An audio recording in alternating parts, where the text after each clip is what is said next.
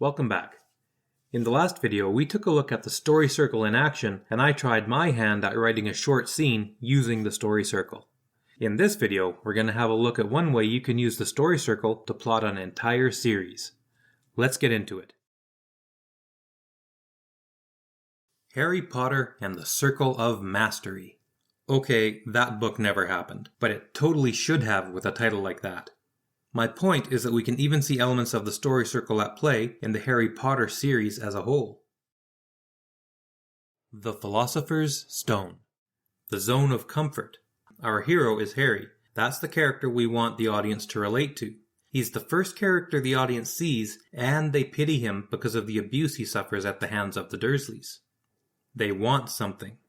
Harry wants an escape from his life with the abusive Dursleys. He also wants a life of significance and importance. He finds it at Hogwarts, where he makes friends, learns magic, and discovers the truth of his parents and Lord Voldemort. He also wants to know more about how his parents died and desperately longs to see them. The Chamber of Secrets. They enter into an unfamiliar situation. This is essentially the end of the first act of our series. Who's in our hypothetical movie poster for the series?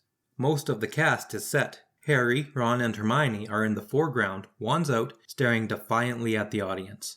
The regular teachers of Hogwarts stand over Harry's right shoulder, except for Snape. A gallery of Defense Against the Dark Arts teachers stands over his left shoulder. Dumbledore stands behind Harry, ever watchful, while the Dark Lord looms opposite him. Snape stands shrouded in mist between the two. The Prisoner of Azkaban. They adapt to their situation. It's the trio's third year and their old hats at Hogwarts. They know the main players, who they can trust, who they can't, and how to navigate these dangers. It's here Harry acquires the Marauder's Map, which allows him to adapt and navigate the halls of Hogwarts even more masterfully than before. The Goblet of Fire. They get what they want.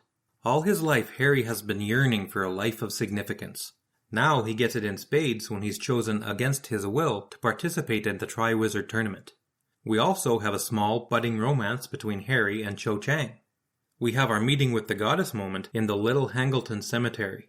This is when Voldemort returns and fills Harry in on more of his history.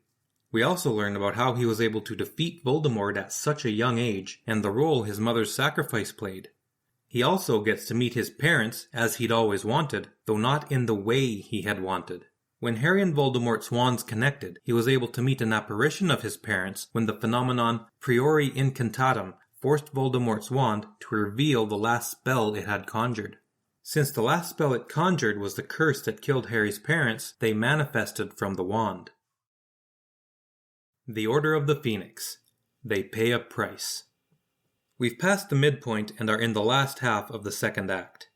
This is where Harry gets his second call to action from Sirius Black, his godfather. Up until this point in the story, Harry was just a passenger on the journey. Now he takes the wheel by expressing a desire to join the Order of the Phoenix to stop Voldemort. We also pay a steep price at this point when Sirius is killed. The Half-Blood Prince. They return to a familiar situation. The Dark Lord is rising as he had before, and things are getting bad in the wizarding world. This is where Snape reveals his hand, and we have a confrontation between him and Harry in the pre-climax of the series after Snape kills Dumbledore. The Deathly Hallows. They are changed. The trio and the rest of the students and faculty of Hogwarts are still reeling from the death of Dumbledore. This is the calm before the storm as we build into the climax of the series. The climax of the series is now the same as the climax of the book, being the duel between Harry and Voldemort after the Battle of Hogwarts. The book still has a pre-climax of its own, being the Battle of Hogwarts. That remains unchanged, but the pre-climax of the series is the death of Dumbledore.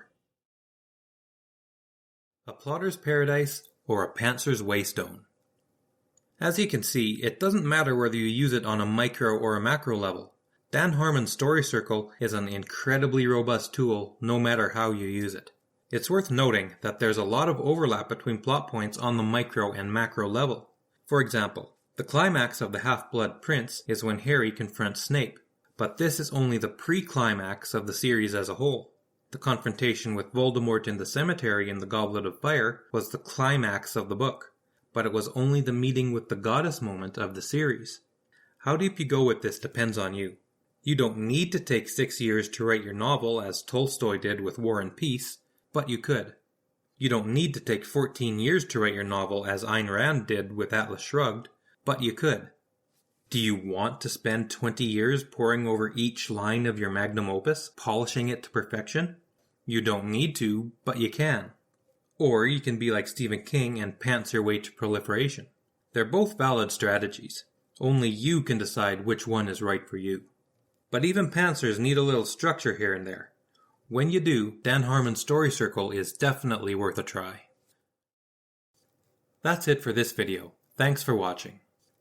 Until next time, good writing and Calamus Gladio Fortior.